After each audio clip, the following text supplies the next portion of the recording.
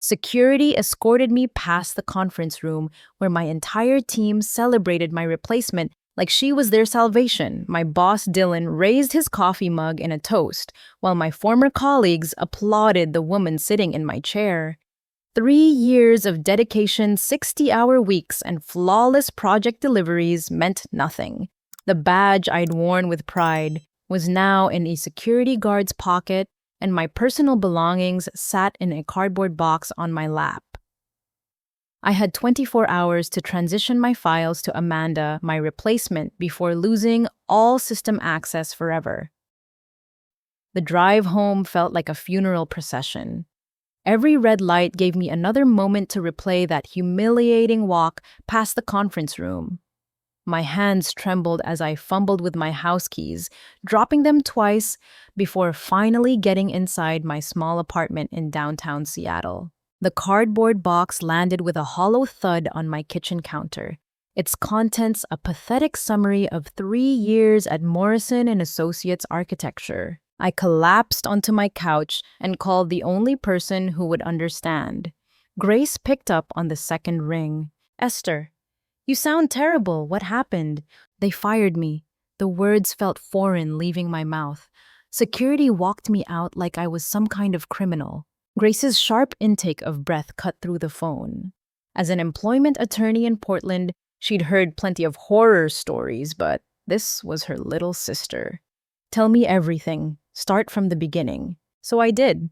I told her about the Meridian Hospital expansion project, the $12 million contract that had consumed my life for the past 8 months. Morrison and Associates had landed the biggest deal in company history, and I was chosen to lead the coordination team. It should have been the highlight of my career. 6 months ago, Dylan brought in Amanda Chen as additional support. I explained, pacing around my living room. She seemed perfect on paper. Harvard MBA, 5 years of project management experience, glowing references from her previous firm in Chicago. What I didn't tell Dylan was that something felt off about Amanda from day one. She had this way of asking innocent questions that weren't so innocent.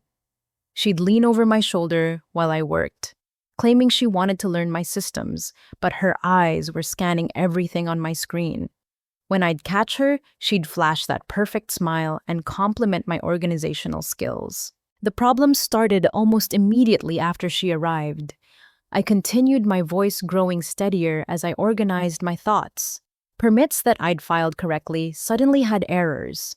Contractor meetings I'd scheduled for Tuesday would somehow be moved to Wednesday, but only Amanda and the contractor would get the update. Client communications would disappear from the shared folder. Grace made a note-taking sound. "Did you document these incidents?" I tried, but every time I brought it up, Amanda had an explanation. She'd show Dylan emails proving the contractor requested the schedule change. She'd produce screenshots of permit applications with my name on them, but they'd have the wrong dates or incorrect specifications. The worst part wasn't the technical sabotage. It was watching my relationships crumble. Sarah from accounting, who used to grab coffee with me every Tuesday, started avoiding eye contact in the hallways. Mark from the design team, someone I'd mentored for 2 years, stopped including me in project brainstorming sessions. They turned everyone against me, Grace. When Dylan called me into his office this morning, he had a file folder thick as a phone book. Every delay, every mistake, every client complaint from the past 6 months, all attributed to me. My voice cracked as I remembered sitting in Dylan's sterile office, watching him flip through page after page of documented failures. My signature was on permit applications I'd never seen. My email address was on communications I'd never sent. My project timelines showed unrealistic deadlines that I'd supposedly created. "Esther, this sounds like systematic workplace sabotage," Grace said, her attorney instincts kicking in. "Did Dylan give you any opportunity to explain or defend yourself?" I tried. I told him I'd never seen half those documents, but Amanda was sitting right there with printouts of everything. She looked so concerned, so professional. She even suggested that maybe the stress of managing such a large project had been too much for me. The memory of Amanda's fake sympathy made my stomach churn. She'd reached across Dylan's desk to pat my hand while explaining to him that she'd been quietly fixing my mistakes for months, hoping I'd improve on my own. Her performance was flawless. When security showed up, I knew it was over. But Grace, the conference room celebration, was the worst part. Dylan introduced Amanda as the new project lead like she was some kind of savior coming to rescue the Meridian contract. Everyone clapped. They actually clapped while I was being escorted out. Grace was quiet for a long moment. Esther, I need you to listen to me carefully. You have 24 hours of system access, right? Yes, but just to transfer files to Amanda. They're monitoring everything. Good. Use that time. Document everything you can access. Screenshots, email chains, project timelines, file modification dates. If this was planned, there will be digital fingerprints. After hanging up with Grace, I sat in my quiet apartment as the Seattle rain started pattering against my windows. 3 years of my life had just been erased, and tomorrow, Amanda would be sitting in my chair, managing my project, taking credit for my work. But Grace was right about one thing. If this was planned and my gut told me it absolutely was, then Amanda had to have left evidence somewhere. People who orchestrate elaborate schemes usually can't resist documenting their own cleverness. I opened my laptop and logged into the company system. My access would expire at midnight tomorrow, but until then, I was still technically an employee of Morrison and Associates. I was supposed to spend this time organizing my files for a smooth transition to Amanda. Instead, I was going to find out exactly how she destroyed my career. As I navigated to the shared project drive, something occurred to me that should have been obvious months ago. Amanda wasn't hired to help me succeed on the Meridian project. She was hired to make me fail. And tomorrow, she was going to discover that I'd figured out exactly how she'd done it.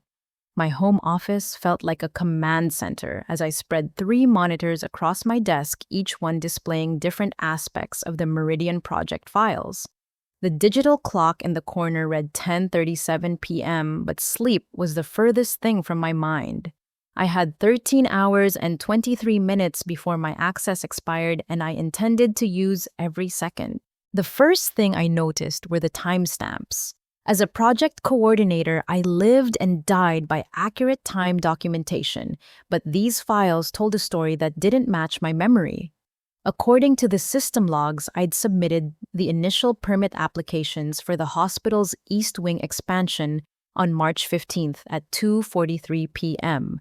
But I distinctly remembered submitting those documents on March 10th because I'd worked late into the evening to meet the city's early filing deadline. I pulled up the original email, confirmations from the Seattle Department of Construction and Inspections.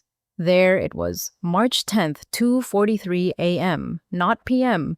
Someone had modified the timestamp on the shared drive version, making it appear I'd submitted the permits 5 days late.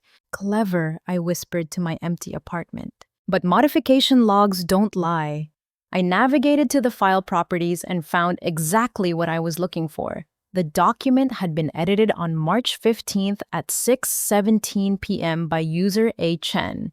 Amanda had accessed my original submission and changed a single digit, creating a 5-day delay that cascaded through the entire project timeline. My hands moved faster across the keyboard as I dove deeper into the project archives. Each folder revealed another layer of manipulation. The contractor meeting schedules that had caused so much confusion weren't random mix-ups. Amanda had systematically accessed meeting invitations and changed dates, but only for specific attendees. In the electrical contractor folder, I found the smoking gun. The original meeting invitation showed Tuesday, April 20th, with all department heads included. But Amanda had created a second invitation for Wednesday, April 21st, removing my name from the attendee list. When I showed up on Tuesday to an empty conference room, the contractor was already meeting with Amanda on Wednesday, where she positioned herself as the primary point of contact. The pattern repeated across every aspect of the project. Budget spreadsheets showed Amanda approving vendor invoices that exceeded our negotiated rates, then documenting the cost overruns as my failure to manage contractor relationships. Client communication logs revealed that she'd been intercepting messages from Meridian Hospital, responding as the project liaison while I remained completely unaware of ongoing concerns. But it was the deleted emails that made my blood run cold. I'd always been meticulous about email management, but my deleted items folder contained messages I'd never seen before. Automated forwards of every client communication sent directly to Amanda's personal account. She'd been monitoring my correspondence with Meridian Hospital from the beginning, staying one step ahead of every decision and discussion. One email thread made me physically sick. Dr. Patricia Williams, the hospital's chief operations officer, had sent detailed concerns about structural modifications to the pediatric wing. Her message was time-stamped Monday morning at 8:15 a.m., but I'd never received it. Instead, Amanda had intercepted the communication and responded 6 hours later, apologizing for Esther's oversight and promising to address the structural issues immediately. When Dr. Williams mentioned this interaction during our project review meeting on Wednesday, I'd looked completely blindsided because I was. Amanda had set me up to appear incompetent in front of our most important client. I screenshot every email, every timeline, every modification log. My external hard drive filled with gigabytes of evidence as I worked through the night. But it was the hidden folder that changed everything. Buried deep in the shared project directory accessible only through a specific file path, I found a folder labeled Project Management Strategies. It wasn't indexed in the main directory tree, making it invisible unless you knew exactly where to look. My system administration background from college finally paid off. I'd learned to navigate hidden directories when helping the IT department with file recovery projects. Something about the folder structure felt familiar, so I manually typed the path into the address bar. The folder contained documents that made my 3 months of hell suddenly make perfect sense. Meridian Transition Strategy was a Word document created by Amanda containing a step-by-step plan for assuming control of the hospital project. It read like a military operation. Phase 1 involved documenting my existing project management style and identifying potential vulnerabilities. Phase 2 outlined specific methods for creating project delays and errors that could be traced back to me. Phase 3 detailed the timeline for positioning herself as a solution to problems she'd created. But the most damning document was labeled Employee Assessment, Strategic Replacement Timeline. It wasn't just about me. Amanda had been conducting psychological profiles of every high-performing employee in the company. Jennifer Martinez from marketing was described as overly trusting, vulnerable to social manipulation. Brian Thompson from procurement was noted as detail-oriented but defensive when questioned, easy to isolate from peer support. Lisa Park from client relations was characterized as ambitious but insecure, will crack under sustained pressure. Each profile included specific strategies for undermining their effectiveness and timeline estimates for their removal. Jennifer's timeline suggested 6 months. Brian's showed 8 months. Lisa's indicated 4 months. I was just the first target in Amanda's systematic plan to replace every successful employee in the company. The final document in the folder made me understand the scope of what I was dealing with. Amanda's employment contract with Morrison and Associates wasn't a standard project management agreement. It included performance bonuses tied specifically to the successful completion of the Meridian Hospital expansion, with additional compensation for assuming leadership roles on future major contracts. Dylan hadn't just hired Amanda to help with the project. He'd hired her to take over the project, and my removal had been planned from the moment she walked through the door. As the clock struck midnight and I officially entered my final 12 hours as a Morrison and Associates employee, I realized something that should have terrified me, but instead filled me with determination. Amanda thought she was so smart, creating digital traps and planting false evidence to destroy my reputation. But she'd made one critical mistake. She'd documented everything. Every scheme, every manipulation, every strategic move was recorded in meticulous detail, stored on the company's own servers with her digital fingerprints all over it. She'd been so confident in her plan that she'd created a complete instruction manual for corporate sabotage. Tomorrow morning, when Amanda opened my carefully organized file transfer to begin her triumphant takeover of the Meridian project, she was going to find more than just project documents. She was going to find proof of every crime she'd committed against me embedded in the very files she'd been so eager to possess. I spent the next 3 hours organizing my evidence into a comprehensive digital dossier, then began planning the most important file transfer of my career.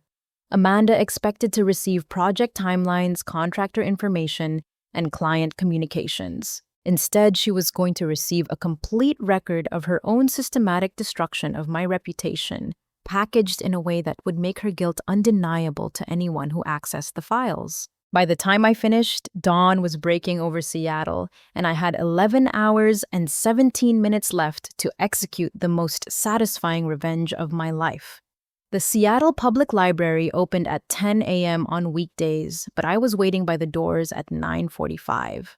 Working from home felt too risky now that I understood the scope of Amanda's surveillance. I needed a secure internet connection and multiple monitors to properly execute my plan. The computer lab on the third floor was nearly empty.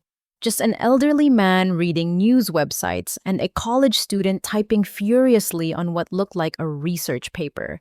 I claimed a corner workstation with 3 monitors and logged into the Morrison & Associates system using my credentials. 8 hours and 43 minutes of access remaining. I started by cross-referencing Amanda's activities with other departments following the employee profiles I discovered in her hidden folder. What I found was systematic workplace terrorism on a scale I hadn't imagined possible. Jennifer Martinez from marketing had been experiencing the same type of sabotage I'd endured, but spread over a longer timeline. Her social media campaign for the Meridian project had been quietly undermined through deleted posts and modified graphics. When the hospital's marketing team complained about inconsistent branding, Jennifer took the blame for content she'd never created. I pulled up Jennifer's personnel file and found a growing collection of performance complaints dating back 4 months. Missed deadlines on projects she'd completed early, client dissatisfaction with campaigns that had actually received positive feedback. The documentation was so thorough it would have been convincing if I hadn't recognized the pattern. Brian Thompson's situation was even worse. As the procurement specialist, he was responsible for vendor relationships and contract negotiations.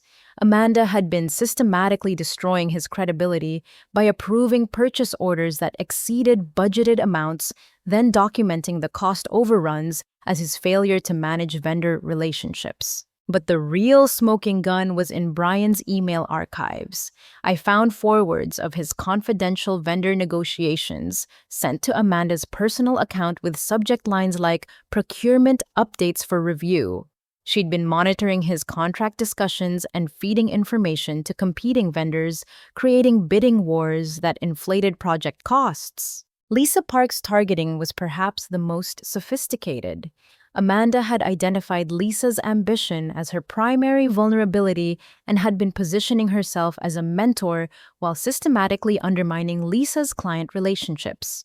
Every successful client interaction Lisa had was followed by Amanda's helpful suggestions to improve the approach, which invariably confused clients and created dissatisfaction. I documented everything, but it was the management communications that revealed the true scope of the conspiracy. Dylan wasn't just being manipulated by Amanda, he was actively participating in the scheme. Buried in the executive communications folder were email chains between Dylan and Amanda that read like coaching sessions for destroying employee morale. They discussed specific phrases to use when documenting performance issues, optimal timelines for creating doubt about employee competence, and strategic methods for isolating targets from their peer support networks. One email thread from 2 weeks ago made me physically nauseous. Dylan, the Esther situation is progressing ahead of schedule. Her isolation from the project team is complete, and her confidence is visibly shaken. I recommend accelerating the timeline for her removal to coincide with the Meridian client review meeting. Having her replacement already integrated will demonstrate strong project management continuity. Dylan's response was equally disturbing. Perfect timing. The board has been asking about project delays, and having a clear solution narrative will protect the company's reputation. Proceed with Phase 3 implementation. Make sure all documentation is airtight for legal review. They'd been planning my termination like a business strategy, complete with legal protection and narrative control. But the real revelation came when I accessed the financial records. The Meridian Hospital expansion project carried a total budget of $12 million, with performance bonuses structured around successful completion milestones. The project lead position included bonus potential of up to $200,000 split between completion bonuses and client satisfaction metrics. Amanda's employment contract included unusual clauses that I'd never seen in standard project management agreements. She was guaranteed the project leadership role within 6 months of hire, with bonus structures that exceeded even senior management compensation. Her uncle Robert Chen was listed as a reference, which seemed normal until I cross-referenced the name with our client database. Robert Chen was the chief financial officer of Chen Development Group, one of Morrison and Associates' largest clients. Amanda wasn't just another project manager. She was connected to company leadership through family relationships that gave her leverage Dylan couldn't ignore. The timeline suddenly made perfect sense. Dylan hadn't hired Amanda because of her qualifications. He'd hired her because her uncle controlled contracts worth millions of dollars in annual revenue from Morrison and Associates. My termination wasn't about performance issues. It was about corporate politics and family connections. But as I dug deeper into the financial records, I discovered something that changed everything. Amanda had already submitted proposals to poach 2 of Morrison and Associates' biggest clients using confidential information from project files she'd accessed through her position.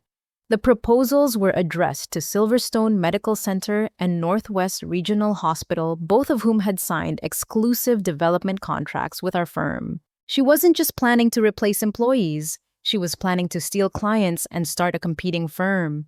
The proposal documents were professional and detailed, outlining development strategies that matched our proprietary approaches to hospital expansion projects. But they were submitted under the letterhead of Chen Development Solutions, a company that had been incorporated 3 weeks ago, with Amanda listed as Chief Operating Officer and Dylan listed as Senior Development Consultant. My boss and my replacement were planning to steal our clients and leave Morrison and Associates while taking credit for the Meridian project success. I screenshot every email, every financial document, every proposal and contract. The evidence file grew to nearly 2 gigabytes as I worked through the afternoon. But I needed more than just documentation. I needed allies. Jennifer, Brian, and Lisa deserved to know they were being systematically targeted for removal. More importantly, they deserved the chance to protect themselves before Amanda's timeline reached their termination dates. I composed 3 separate emails, each one customized to the recipient's situation and personality. Jennifer needed to see the marketing sabotage evidence. Brian needed to understand the procurement manipulation. Lisa needed to recognize the client relationship undermining. But I didn't send the emails from my company account. Instead, I created a secure email address and sent them from a service that couldn't be traced back to Morrison and Associates systems. The subject line for each email was simple: "You're being set up, here's proof." Within an hour, all 3 had responded. Jennifer was angry. Brian was calculating. Lisa was determined. None of them were surprised. As my access window narrowed to 3 hours and 17 minutes, I began the most crucial phase of my plan. Amanda expected to receive organized project files that would allow her to seamlessly take over the Meridian project leadership.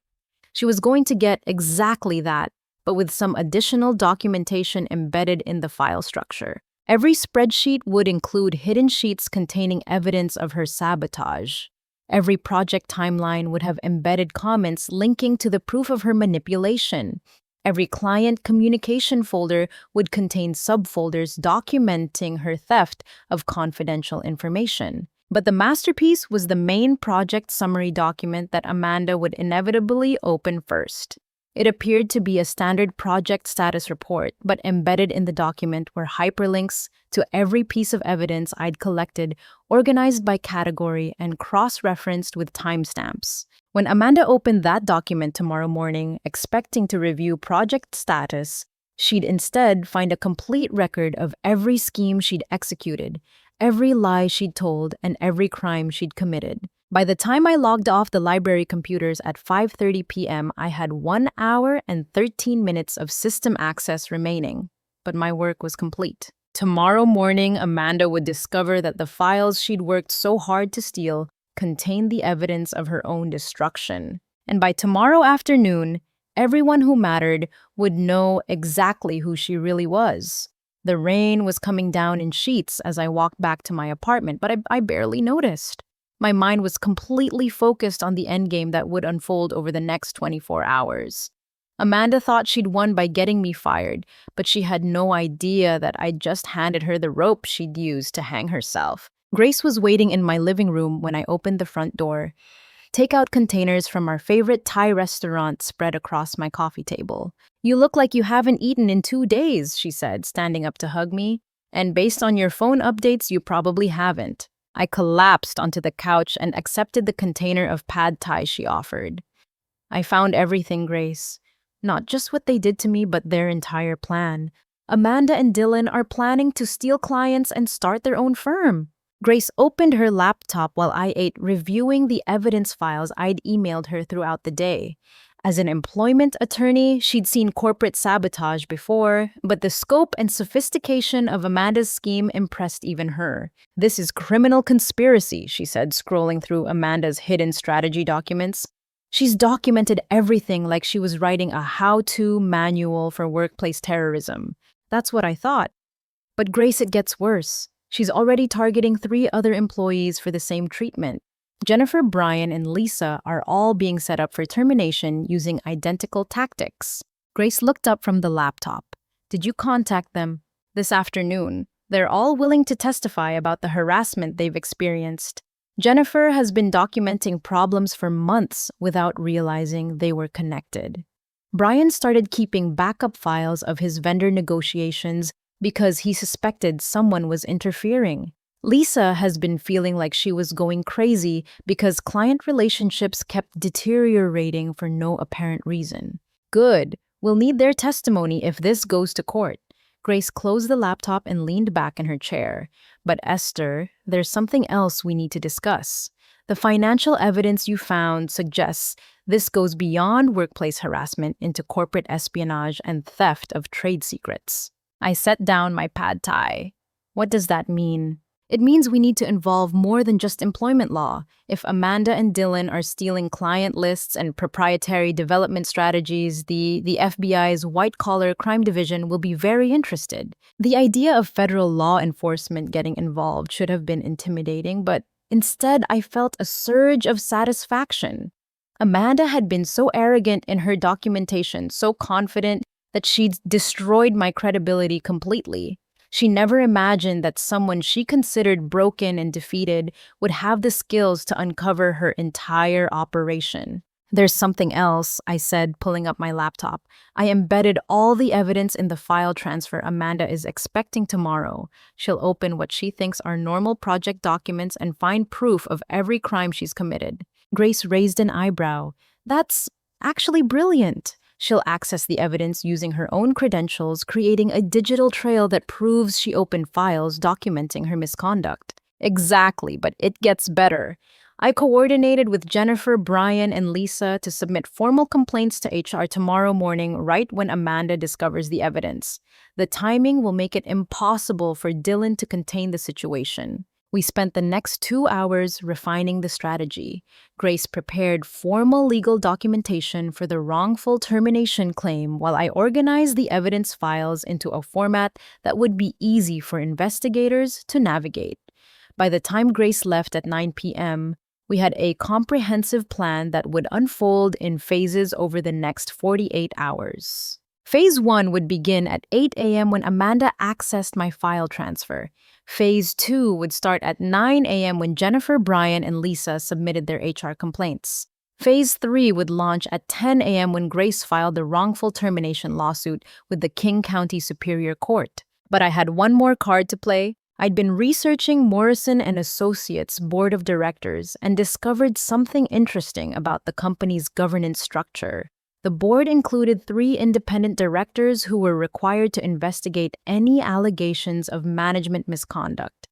One of those directors was Dr. Susan Rodriguez, a healthcare industry consultant who specialized in institutional integrity. Dr. Rodriguez had worked with Meridian Hospital on previous projects and would understand immediately why Amanda's scheme was so damaging to Morrison and Associates' reputation in the healthcare development market. I composed a detailed email to Dr. Rodriguez, including summaries of the evidence and highlighting the potential damage to the firm's client relationships. I scheduled the email to send at 6 a.m., giving her time to review the situation before the workday chaos began. The final piece of my strategy involved the Meridian Hospital client relationship itself. Dr. Patricia Williams had been frustrated by the communication breakdowns and project delays that Amanda had orchestrated. She deserved to know that her concerns had been valid and that the problems weren't caused by incompetence but by deliberate sabotage. I drafted a carefully worded email explaining that I had discovered evidence of systematic project interference and that I was providing the documentation to appropriate authorities. I included enough detail to validate her concerns without overwhelming her with legal complexities. That email was scheduled to send at 7 a.m., giving Dr. Williams time to prepare for what would likely be a very interesting day at Morrison and Associates. As I prepared for bed, I felt something I hadn't experienced in months: complete confidence in my professional abilities. Amanda had spent 6 months trying to convince everyone that I was incompetent, but tomorrow they'd discover that I'd outmaneuvered her entire scheme using nothing but careful documentation and strategic planning. My phone buzzed with a text from Jennifer. "Brian and Lisa are ready. We're meeting at 7:30 a.m. to review our statements before submitting to HR. Thank you for giving us the courage to fight back." Another text came from Brian. "I've been backing up vendor communications for weeks. When I saw your evidence, everything clicked into place. Tomorrow, we take back our careers." Lisa's message was the most satisfying. I thought I was losing my mind with the client relationship problems. Now I know I was being gaslit by a professional. She picked the wrong targets. As I set my alarm for 6 a.m., I realized that Amanda had made a fundamental miscalculation. She'd assumed that destroying my confidence would make me retreat quietly. Instead, she'd given me the motivation to expose her entire operation. Tomorrow morning, when Amanda opened my carefully prepared file transfer, she'd discover that her perfect scheme had one fatal flaw. She'd underestimated the woman she was trying to destroy. And by tomorrow evening, she'd learn exactly what happens when you systematically sabotage someone who knows how to fight back with documentation strategy and the truth. Amanda's home office in her Bellevue condo overlooked Lake Washington, but she wasn't admiring the view at 11 p.m. on Tuesday night. She was finally accessing the project files that would make her the undisputed leader of the Meridian Hospital expansion, the largest contract in Morrison and Associates history. She'd waited until late evening to begin her review, wanting complete privacy as she familiarized herself with the project details that would secure her position as Dylan's indispensable partner. The file transfer from Esther had been surprisingly well organized, with clear folder structures and comprehensive documentation. "Professional to the end," Amanda murmured, clicking on the main project summary document. Too bad she was such a terrible project manager. The document opened, normally displaying what appeared to be a standard project status report. Amanda skimmed through the client overview, timeline summaries, and budget projections. Everything looked exactly as she'd expected until she reached the section on project challenges. Instead of Esther's typical diplomatic language about coordination difficulties, the document contained a hyperlink labeled "Detailed Documentation of Systematic Project Sabotage." Amanda stared at the link for several seconds before curiosity got the better of her. When she clicked, her screen filled with a comprehensive timeline of every manipulation she'd executed over the past 6 months. Permit modifications, meeting schedule changes, client communication interceptions, budget approval overrides. Every scheme was documented with timestamps, file modification logs, and screenshots of her digital footprints. Her hands froze over the keyboard as she scrolled through page after page of evidence. Email forwards she'd thought were untraceable. Document edits she'd assumed would remain hidden. Financial manipulations she'd believed were buried in complex spreadsheet formulas. "This is impossible," she whispered, but the evidence was undeniable.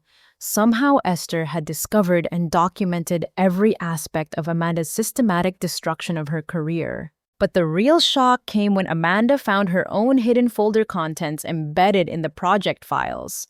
Her strategic planning documents, employee assessment profiles, and timeline for systematic replacement of high-performing staff were displayed with her own words, highlighting the deliberate nature of her actions. Panic set in as Amanda realized the scope of what Esther had uncovered. She grabbed her phone and called Dylan, ignoring the late hour. "Amanda, why are you calling at 11:30? Dylan's voice was groggy. "Dylan, we have a problem. A massive problem. Esther knew everything. She documented our entire plan and embedded the evidence in the file transfer." The silence on the other end of the line stretched for nearly 30 seconds.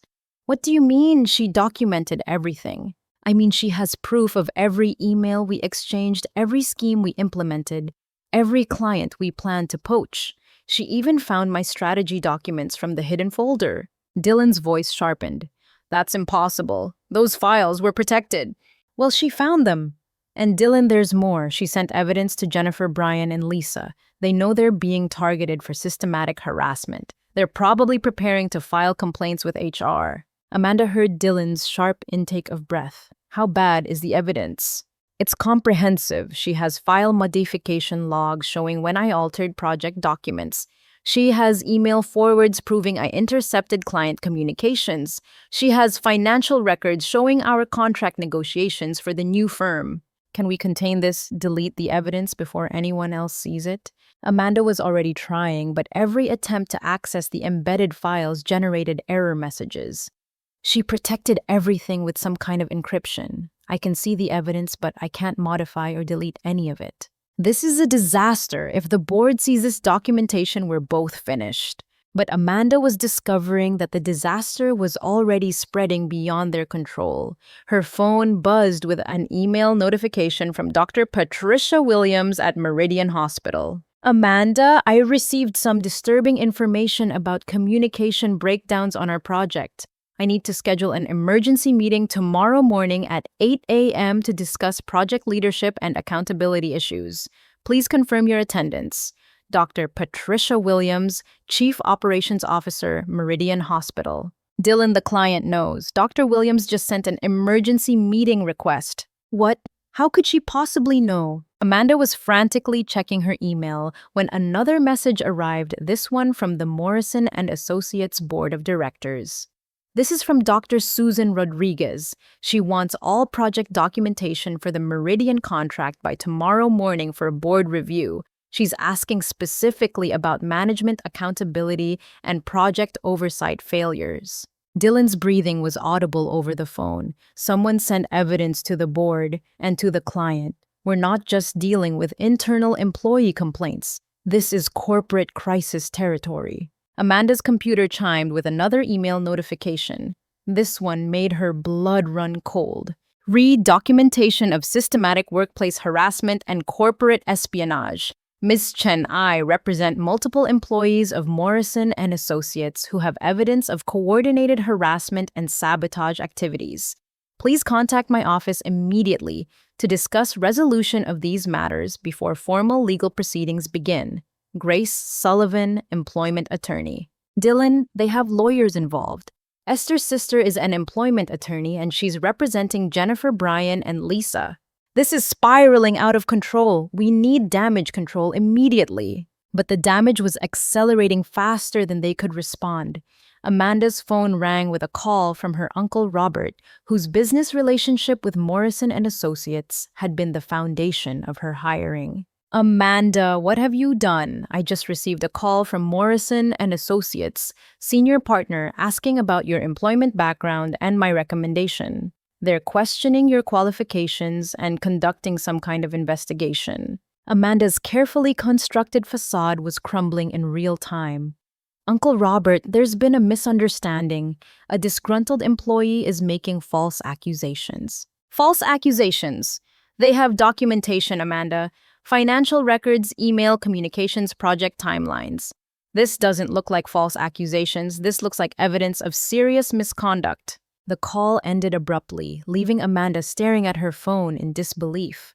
Her family connection, the leverage that had made her untouchable, was severing itself to protect Robert's business reputation. By midnight, Amanda's phone was buzzing with notifications from clients, colleagues, and contacts who'd received anonymous emails containing summaries of the evidence. Her professional network was being systematically informed that she was under investigation for workplace harassment and corporate espionage. Dylan called back at 12:30 a.m. Amanda, I just got off the phone with our attorney. He says the evidence is so comprehensive that denial isn't a viable strategy. We need to prepare for full legal exposure. What does that mean? It means we're facing federal investigation for corporate espionage, civil lawsuits for wrongful termination, and workplace harassment, and complete destruction of our professional reputations. Amanda closed her laptop and walked to her living room window, staring out at the dark water of Lake Washington. 6 months of careful planning, systematic manipulation, and strategic positioning had been destroyed in a single evening by a woman she'd considered broken and defeated. As dawn approached over Seattle, Amanda realized that her perfect scheme had one fatal flaw she hadn't anticipated. She'd underestimated Esther's ability to fight back with the one weapon that could destroy any conspiracy, the truth carefully documented and strategically revealed. By 6 a.m., the celebration of her promotion had turned into the beginning of her complete professional destruction. The emergency board meeting at Morrison and Associates was called for 6 a.m., but Dr. Susan Rodriguez had been awake since 4, reviewing the comprehensive evidence package that had arrived in her email overnight. As an independent board member with fiduciary responsibility to the firm, she'd seen corporate misconduct before, but never with such meticulous documentation. By the time Dylan and Amanda arrived at the downtown Seattle offices, 3 board members, the company's general counsel, and a representative from the firm's insurance carrier were already assembled in the main conference room. The atmosphere was grimly professional. Mr. Morrison, Ms. Chen, thank you for coming in early. Dr. Rodriguez began, her tone neutral but firm. We've received serious allegations regarding project management practices and employee treatment that require immediate investigation. Dylan attempted his usual confident demeanor. Dr. Rodriguez, I'm sure there's been some misunderstanding. We're prepared to address any concerns about the Meridian project timeline.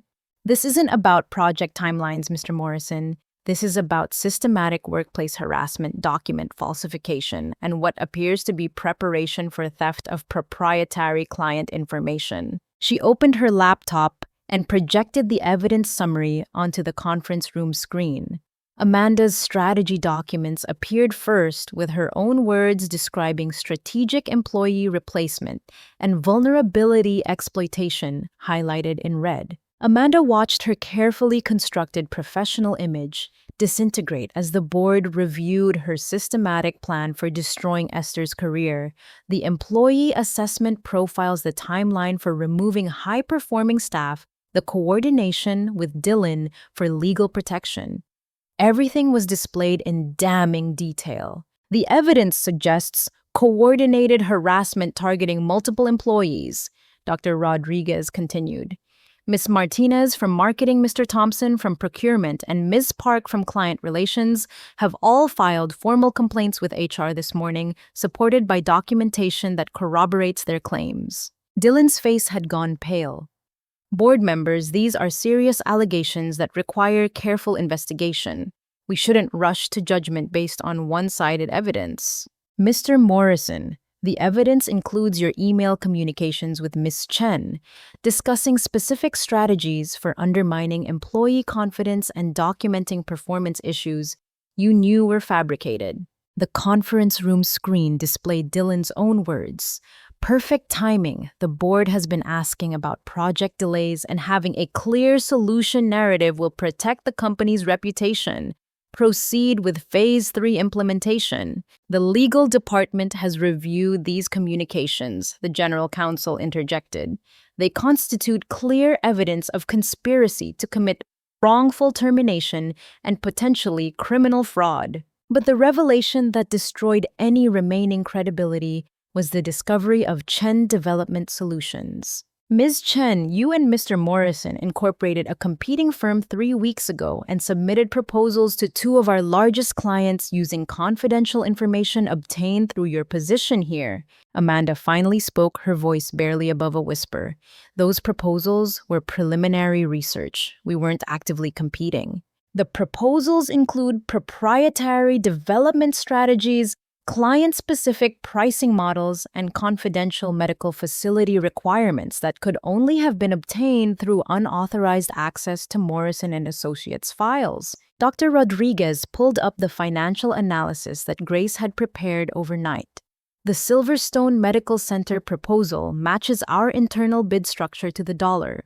The Northwest Regional Hospital proposal references private conversations with their board members that only our senior staff should have known about. The insurance representative leaned forward. Dr. Rodriguez, these activities could void our professional liability coverage and expose the firm to significant legal damages. As the board discussion continued, Amanda's phone buzzed with a text from her Uncle Robert. I've instructed my attorney to review all contracts with Morrison & Associates. Our business relationship is terminated effective immediately. Dylan received a similar message from the Chen Development Group legal team. Please consider this formal notice that all pending contracts are under review for potential breach of confidentiality clauses. But the final blow came when Dr. Patricia Williams from Meridian Hospital joined the meeting via video conference. Dr. Rodriguez, I've reviewed the evidence provided regarding project management irregularities, the systematic interference with our communications, and the deliberate creation of project delays represents a serious breach of our development contract. Dr. Williams looked directly at Dylan through the camera. Mr. Morrison Meridian Hospital is placing the expansion project on hold pending a complete audit of all work performed. We're also reviewing our legal options regarding the delays and additional costs caused by the documented sabotage activities. The $12 million contract that had been the foundation of Amanda's scheme was evaporating in real time. Dr. Rodriguez looked around the conference room. The board has reached a preliminary decision. Mr. Morrison and Ms. Chen, your employment with Morrison & Associates is terminated immediately for cause. Security will escort you from the building and all system access has been revoked. Amanda felt the irony crushing her. 24 hours ago, she'd watched Esther get escorted from the building in humiliation. Now she was experiencing the same walk of shame, but with federal investigators likely to follow. As security arrived to escort them out, Dylan made one last desperate attempt at damage control. Dr. Rodriguez, this will destroy our relationship with major clients. Consider the impact on the firm's reputation. Mr. Morrison, our reputation was being destroyed by your actions. The board's primary concern now is protecting our remaining client relationships and cooperating fully with any legal investigations. The walk past the conference room where Amanda had celebrated her triumph just 24 hours earlier was the longest of her life. The employees who had applauded her promotion now watched in stunned silence as she was escorted out in disgrace. But the consequences were just beginning. As Amanda reached the lobby, 2 FBI agents were waiting with identification and a polite request for her to accompany them for questioning regarding corporate espionage and theft of trade secrets. The evidence Esther had compiled was already in federal hands, and the investigation had officially begun. Dylan faced similar federal attention along with immediate suspension of his professional architect's license, pending investigation of the ethics violations. By 9 a.m., local business news was reporting on the corporate espionage investigation at one of Seattle's prominent architecture firms.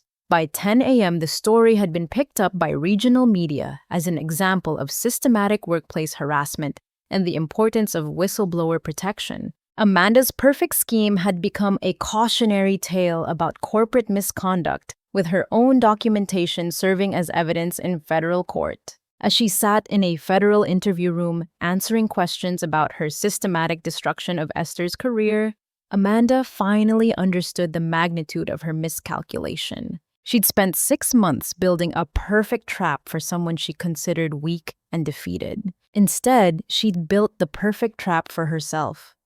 3 weeks later, I stood in the elevator of the Morrison and Associates building wearing my favorite navy blue suit and carrying a leather portfolio that contained my new employment contract.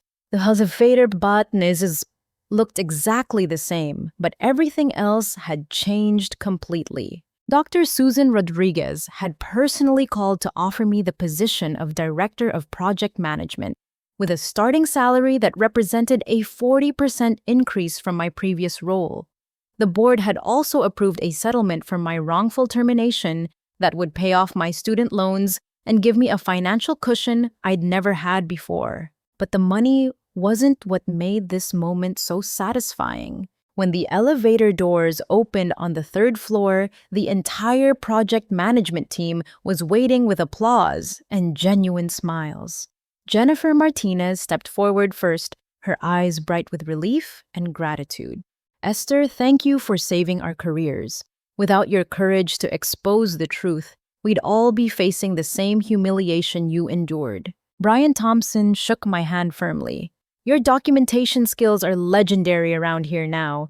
The FBI agent told me your evidence package was the most comprehensive workplace harassment case he'd ever reviewed." Lisa Park hugged me with tears in her eyes.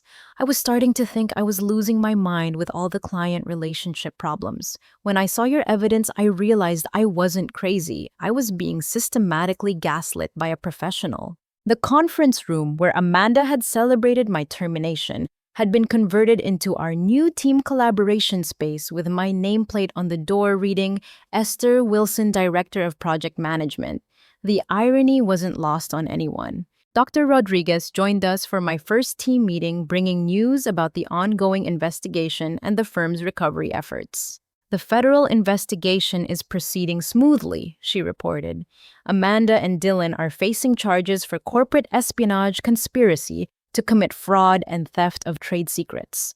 Their scheme was so well documented that the prosecution considers it one of the strongest white-collar crime cases in recent years." She turned to me with genuine admiration. "Esther, your systematic documentation of their activities not only protected you legally, but provided a roadmap for investigating their other victims.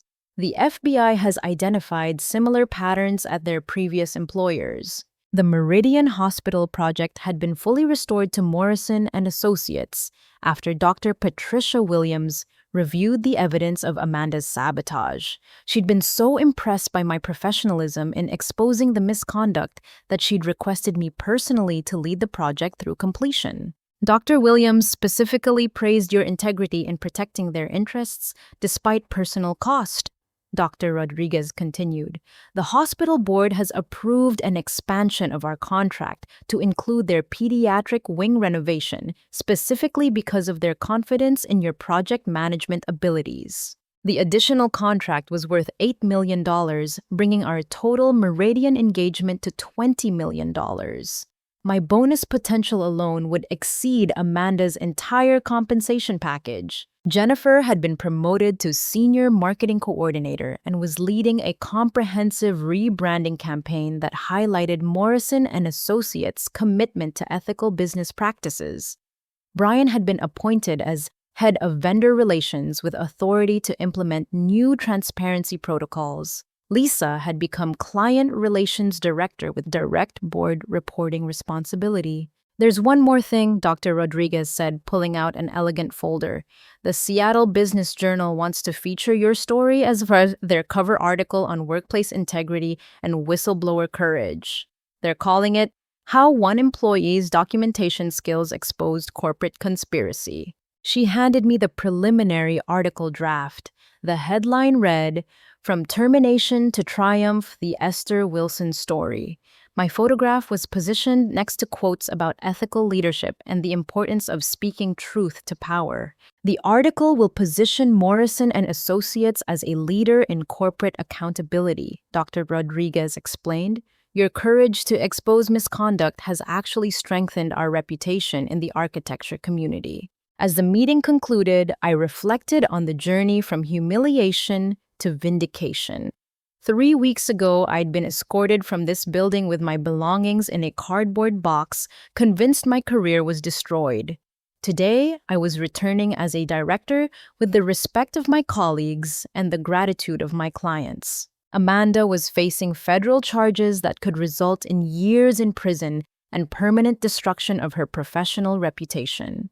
Dylan had lost his architect's license and was banned from the construction industry for life. Their scheme to steal clients and build a competing firm had collapsed when their criminal activities became public knowledge. But my satisfaction wasn't about their downfall.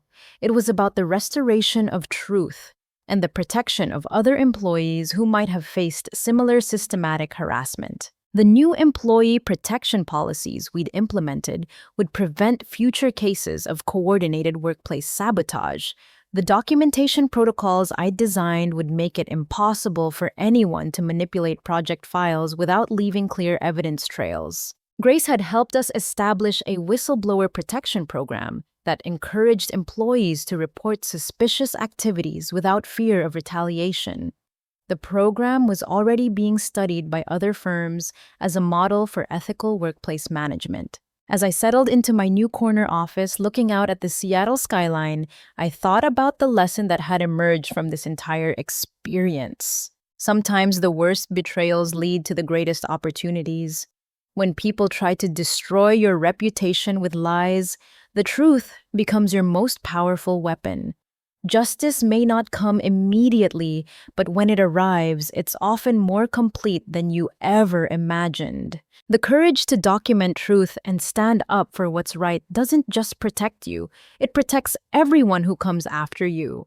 Amanda had tried to teach me that workplace politics were more important than professional competence.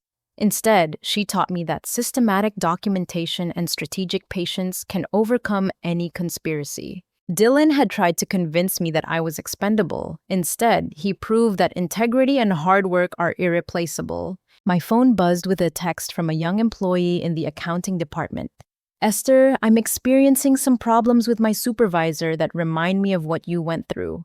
Would you have time to talk with me about documentation strategies? I smiled as I typed my response, absolutely.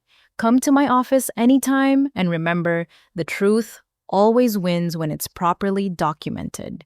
As the Seattle afternoon sun streamed through my office windows, I realized that my greatest victory wasn't the promotion or the salary increase.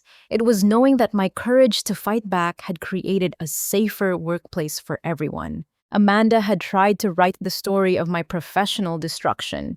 Instead, she'd provided me with the materials to write the story of my ultimate triumph. And that story was just beginning. Have you ever faced a situation where someone tried to sabotage your career or reputation? How did you fight back, and what would you do differently if you could? Share your experiences in the comments below, and if this story resonated with you, please give it a like to help others find it. Don't forget to subscribe for more stories about overcoming workplace challenges and finding the courage to stand up for what's right. Share this story with anyone who might be facing similar struggles, because sometimes we all need to be reminded that the truth really does prevail when we have the courage to document it and the patience to fight strategically. Thank you for listening to my story, and I hope it gives you the strength to face whatever challenges you're dealing with in your own career. Remember, you're stronger than you think, and the truth is always on your side.